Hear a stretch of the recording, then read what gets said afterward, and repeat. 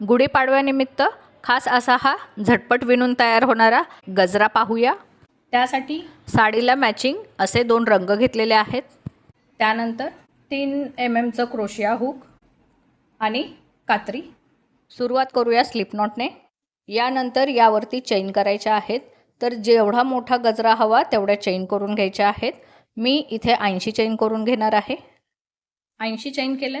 आता शेवटी इथे धागा कट करून घेऊया। यानंतर फुलाचा रंग घेऊया आणि इथे पहिल्या चेन मध्ये धागा जोडूया आणि यावरती 3 चेन करूया। 1 2 3। पहिल्या 3 चेन हा एक डबल क्रोशे म्हणून मोजायचा आहे। यानंतर आता आणखीन 5 डबल क्रोशे करूया। एक झाला, 2 3 4 5 5 आणि 1 6।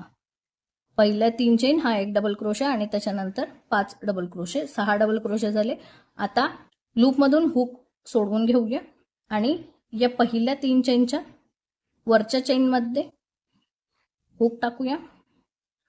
आता हे सोडवलेलं लूप यावरती अडकून घेऊया आणि इथे हे लूप या लूप मधून बाहेर काढायचंय। इथे पॉपकॉर्न स्टिच करायची। यावरती पुन्हा 3 चेन करूया।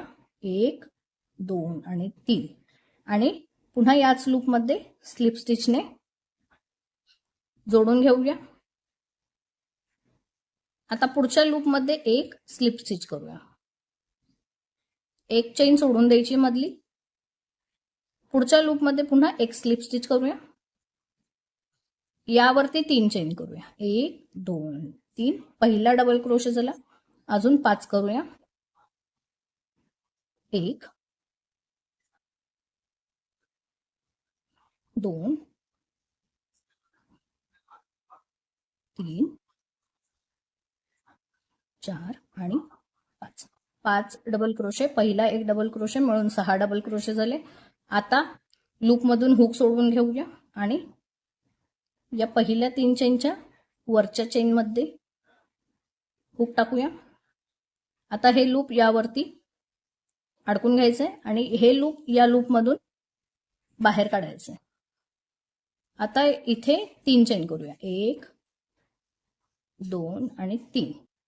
पुन्हा याच लूप मध्ये स्लिप स्टिच करूया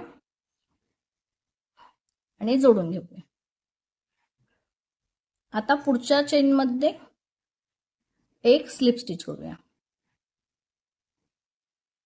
पुढच्या लूप मध्ये पुन्हा एक स्लिप स्टिच करूया। पुन्हा यावरती 3 चेन करायचे। एक डबल क्रोशे झाला। पुन्हा 2 3 4 5 आणि 6। पुन्हा लूप सोडूया। पहिल्या 3 चेनच्या वरच्या चेन मध्ये हुक टाकूया आणि हुकवर लूप अडकून घेऊया। आता हे पुढचं लूप मागच्या लूप मधून बाहेर काढायचंय। यावरती 3 चेन करूया। 1 2 आणि 3। पुन्हा याच लूप मध्ये स्लिप स्टिचने फुल जोडून घेऊया। आता याप्रमाणे ही ओळ पूर्ण करून घेऊया। ओळ पूर्ण केली आहे मी।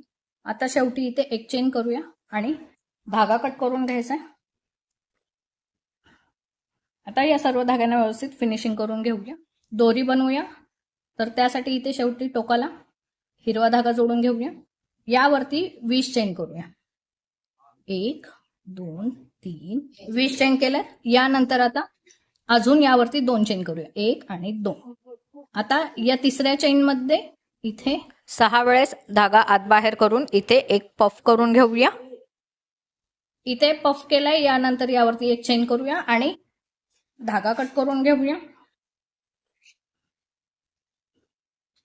याचप्रमाणे या बाजूला दोरी करून या सर्व धाग्यांना व्यवस्थित फिनिशिंग करून घेऊया। मग दाखवते।